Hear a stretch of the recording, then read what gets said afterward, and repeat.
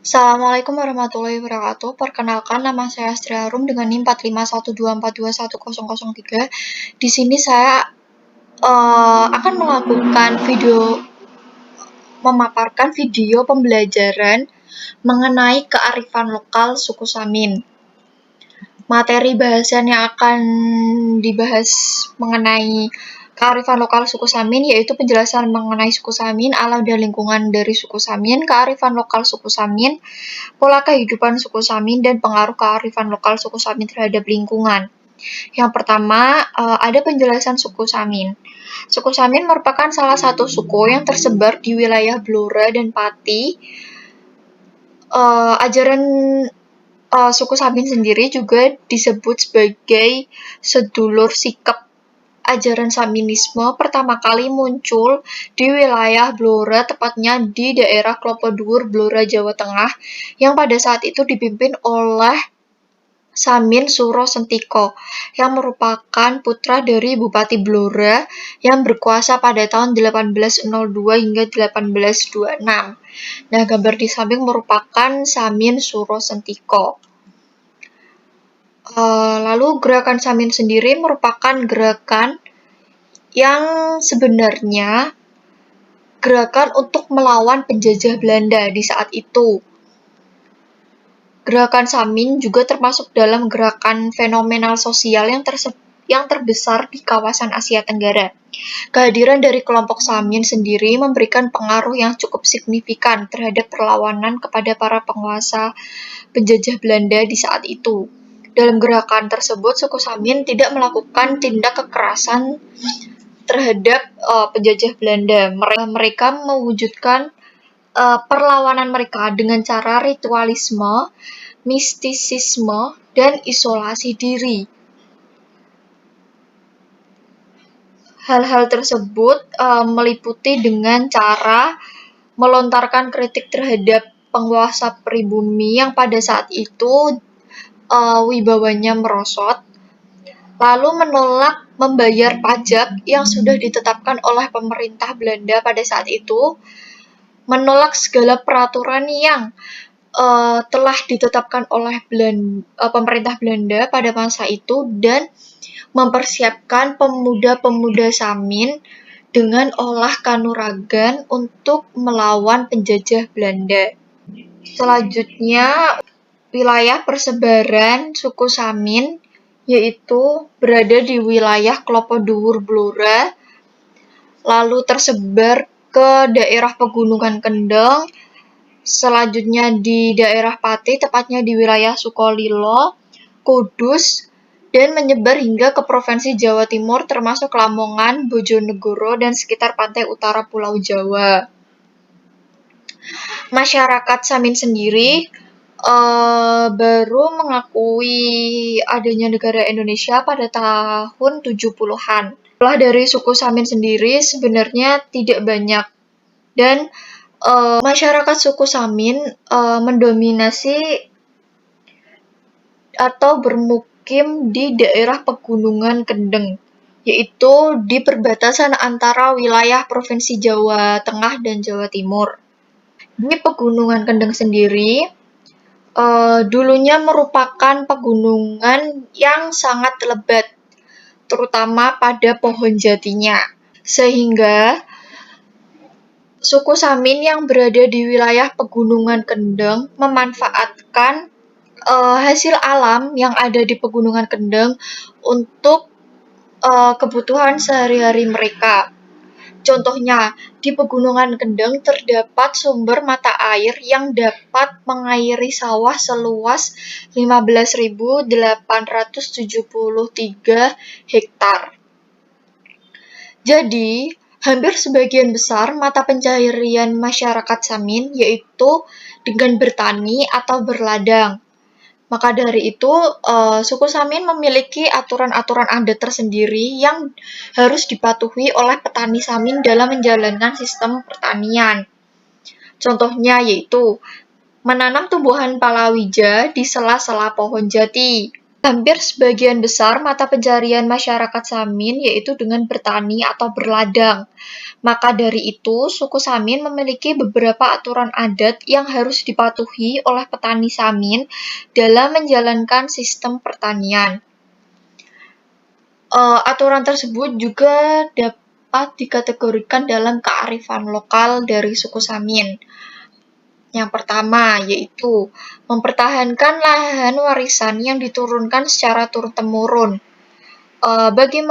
Bagi masyarakat Samin, lahan warisan tidak boleh untuk diperjualbelikan, karena menurut masyarakat Samin, tanah bukanlah milik pribadi atau kelompok, tetapi tanah adalah milik alam semesta.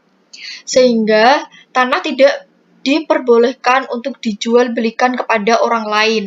Selain itu, bagi masyarakat Samin, dengan menjual tanah dikhawatirkan masyarakat Samin dapat berpisah dari kelompoknya atau keluar dari perkampungan Samin.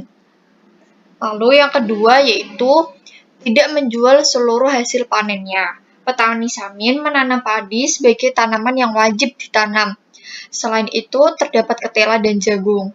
Petani Samin memiliki aturan bahwa hasil panen tidak dijual seluruhnya, hanya sebagian yang dijual untuk memenuhi kebutuhan sehari-hari seperti sandang, pangan, papan, dan sisanya disimpan untuk kebutuhan keluarga, atau dapat juga untuk disumbangkan. Biasanya petani Samin menjual hasil panen tersebut kepada pengepul yang berada di wilayah perkampungan sekitar. Masyarakat Samin juga tidak mengambil hasil panen secara keseluruhan. Mereka hanya mengambil sesuai dengan kebutuhan mereka saja. Yang ketiga yaitu upacara adat penyucian alat yang digunakan oleh petani Samin. Petani Samin sangat menghargai pekerjaan mereka sebagai petani, karena mereka beranggapan pekerjaan tersebut tidak mengganggu milik pemerintah dan menimbulkan kerusakan alam yang tidak parah, atau kerusakan alam yang ditimbulkan itu tidak berlebihan. Hal itu diwujudkan dalam penyucian alat yang mereka gunakan selama bertani yang dikenal dengan nama jamasan, yang meliputi cangkul dan sabit. Lalu dalam proses bertani, petani Samin tidak menggunakan bahan kimia, karena menurut petani Samin, dengan menggunakan bahan kimia, maka dapat merusak lingkungan dan semakin memperparah keadaan lingkungan. Jadi masyarakat Samin masih menggunakan cara tradisional, yaitu dengan pupuk kompos yang dihasilkan dari kotoran hewan. Lalu yang keempat, juga terdapat upacara persembahan syukur kepada alam yang dikenal dengan upacara adat Kadeso. Pada upacara adat Kadeso, biasanya para petani membuat tumpengan untuk berdoa bersama di sumber mata air terdekat dengan lahan pertanian mereka. Tujuan diadakannya upacara adat Kadeso tersebut yaitu masyarakat Samin percaya bahwa kesuburan dan kelimpahan panen tersebut diberikan oleh alam semesta, sehingga dengan adanya tradisi tersebut diharapkan alam akan selalu memberikan kelimpahan dan kesuburan air agar tidak mengalami kekeringan.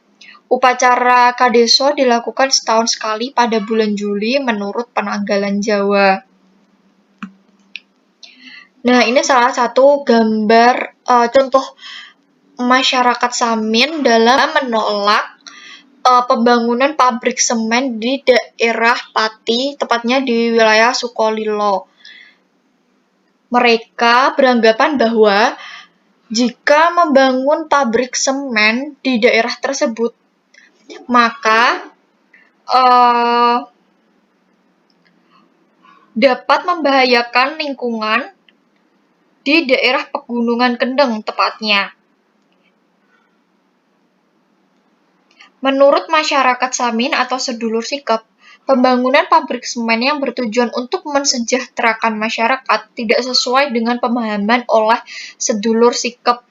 Karena bagi masyarakat sedulur sikap, masyarakat hidup dengan kesederhanaan, termasuk dalam kategori sejahtera, baik lahir maupun batin.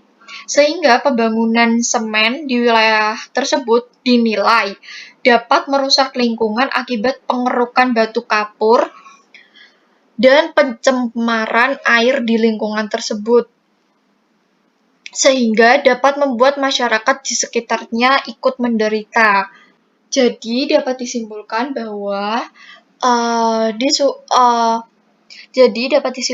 bahwa masyarakat Samin memiliki beberapa kearifan lokal. Contohnya pada sistem pertanian mereka. Beberapa kearifan lokal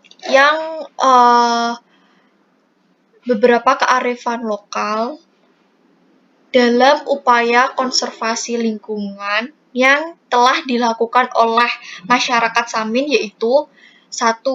Mereka tidak memperjualbelikan tanah atau lahan sawah warisan karena mereka beranggapan jika mereka menjual tanah, maka tanah tersebut dapat mengalami perubahan atau kerusakan. Yang kedua, yaitu upaya yang dilakukan untuk melestarikan lingkungan saat bertani tidak menggunakan bahan kimia, dan mereka masih menggunakan cara-cara tradisional. Dan yang ketiga, yaitu swasembada pangan bagi keluarga dan masyarakat sekitar. Artinya mereka tidak mengeksploitasi hasil panen secara berlebihan. Mereka hanya menggunakan setengah dari hasil panen mereka untuk pemenuhan kebutuhan sehari-hari. Lalu suku Samin juga sangat menghargai alam dan lingkungannya. Maka dari itu mereka menjaga, meneruskan, dan patuh pada ajaran yang telah mereka anut dari nenek moyang mereka. Seperti contohnya tadi, yaitu protes terhadap pembangunan pabrik semen di wilayah Sukolilo Pati yang sangat dapat membahayakan kondisi lingkungan di daerah tersebut. Sekian video pembelajaran dari saya. Mohon maaf apabila ada salah. Wassalamualaikum warahmatullahi wabarakatuh.